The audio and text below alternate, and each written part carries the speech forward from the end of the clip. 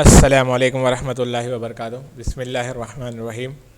JK MBPS में आज आप धोरण 7 में कम्प्यूटर में આપણું પાર્ટ 2 HTML परिचय आज आप જોવાના છીએ। HTML ડોક્યુમેન્ટ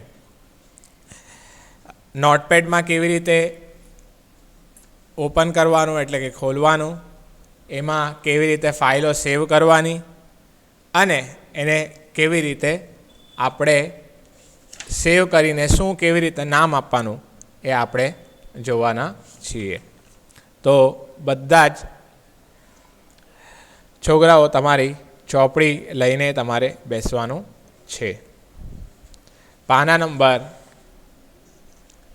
58 એટલે કે 58 ઉપર આપણે આજે HTML ડોક્યુમેન્ટ જોવાના છીએ। હવે સૌથી પહેલાં આપણે HTML ડોક્યુમેન્ટને લખવા માટે આપણે નોટપેડ પ્રોગ્રામ ખોલવાનું છે। તો એના માટે આપણે સૌથી પહેલું તો તમારે સ્ટાર્ટ મેનુ, ઓલ પ્રોગ્રામ્સમાં જઈને તમારે એસેસરીઝમાં જવાનું છે। એમાં નોટપેડ આ જે છે એને તમારે ઓપન કરવાનું રહેશે। તમે ઓપન કરશો તો આવું નોટપેડ ખોલવામાં આવશે। હવે એમાં આપણે સૌથી પહેલું જે ટેગ છે જે આપણે ગયા વિડીયોમાં જોઈ ગયા તો ભાઈ કયો છે, તો ભાઈ કોણીય કોષ એટલે કે એંગ્યુલર બ્રેકેટ્સ આપણે પહેલી ABCD અથવા દૂસરી ABCDમાં લખી શકીએ છીએ HTML, પછી આ બંધ, આ છે HTML ઓપન। હવે આપણે હેડ ઓપન કરીએ તો HEAD હેડ ઓપન। હવે આપણે નીચે જઈને ત્રીજું તો ટાઇટલ એટલે કે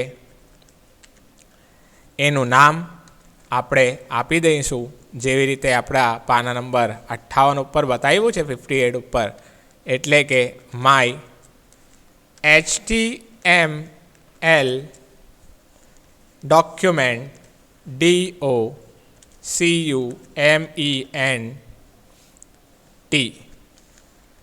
અહીં મારી ભૂલ થઈ એ આપણે સુધારી દઈએ, HTML document.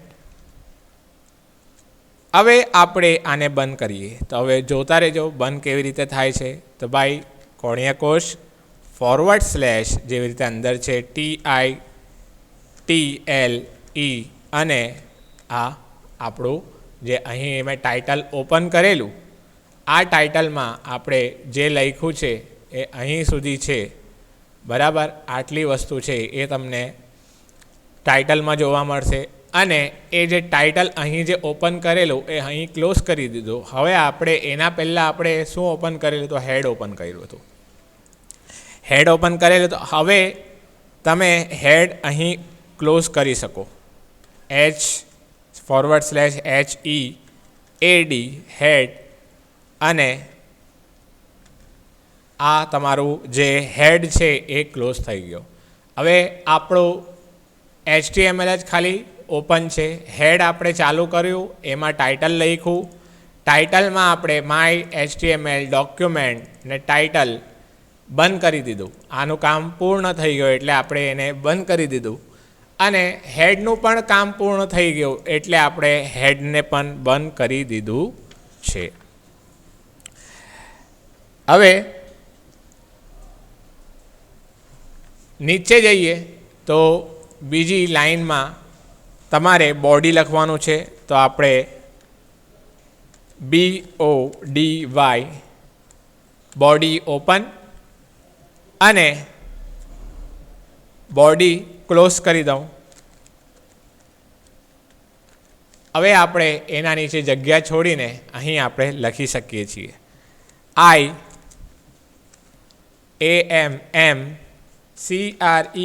CREATING creating my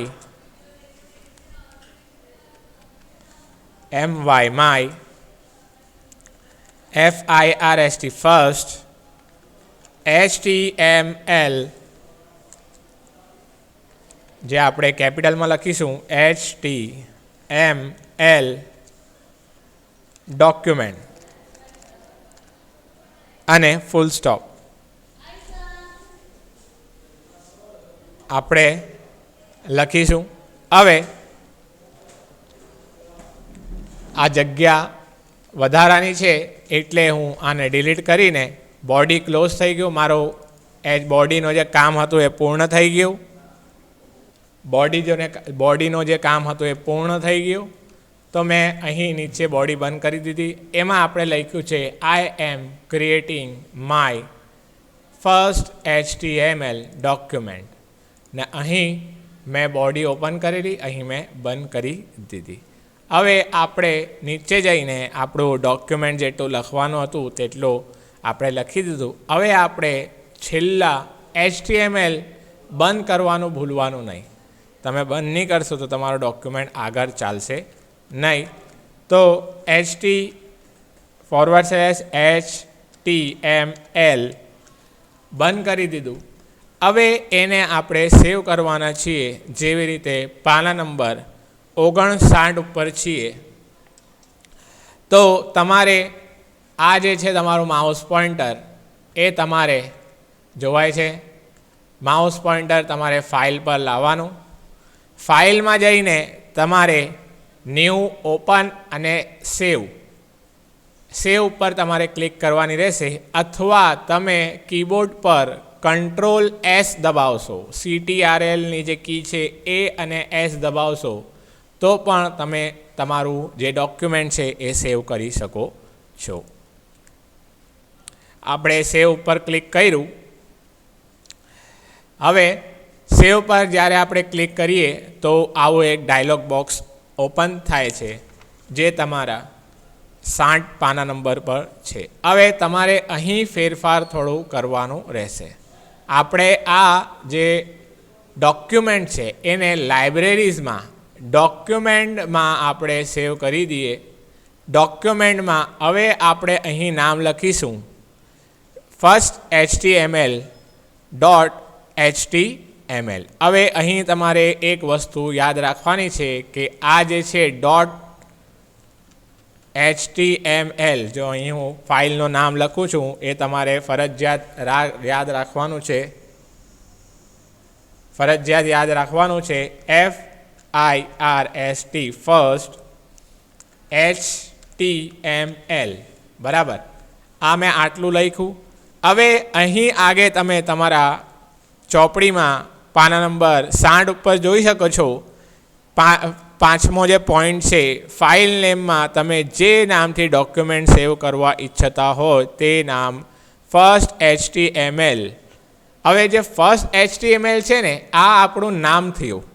હવે જે HTML ફાઇલ હોય ને તો એનું પ્રકાર શું છે, તો એના બ્રાઉઝરને બતાવવા માટે આપણે અહીં જે .txt જે છે એ આપણે નીકાળી નાખ્યું છે.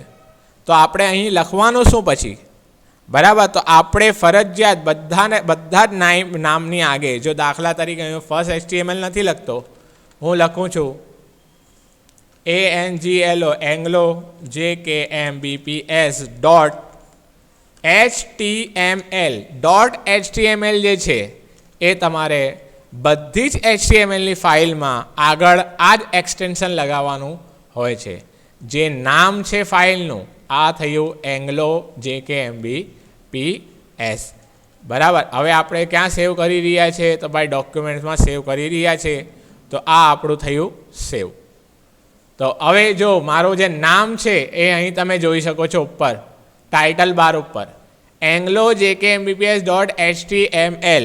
તો જ્યારે તમે ઓપન કરો ત્યારે તમને ખબર પડશે, જેવી રીતે પાના નંબર 61 પર બતાવ્યું છે કે તમારે અહીં શું કરવાનું રહેશે, તો તમારે ફરજિયાત .html લખવાનું રહેશે અને તમે એ ફાઇલ ક્યાં સેવ કરી છે એ તમને ખબર હોવું જ જોઈએ. તમને ખબર ના હોય, બરાબર, તો એવું એ ફાઇલ પછી તમને મળશે નહીં. આ જે મેં પ્રોગ્રામ બતાવ્યું એનું થયું આપણે HTML ડોક્યુમેન્ટ શામાં બનાવવાનું. હવે HTML ડોક્યુમેન્ટને આપણે બ્રાઉઝરમાં કેવી રીતે ઓપન કરીશું, જોવા એટલે કે પાના નંબર 62 ઉપર જે છે એ હું તમને બીજા વિડીયોમાં બતાવીશ. ત્યાં સુધી તમારે આ જે છે HTMLનો જે આપણે HTML ડોક્યુમેન્ટ સમજૂતી જે છે મેં અત્યારે બતાવ્યું તમારે તમારી નોટમાં લખવાની છે. અને જે મેં પ્રોગ્રામ લખ્યું છે અહીંયા HTMLનું એ પણ તમારે તમારી નોટમાં લખવાનું રહેશે. Thank you.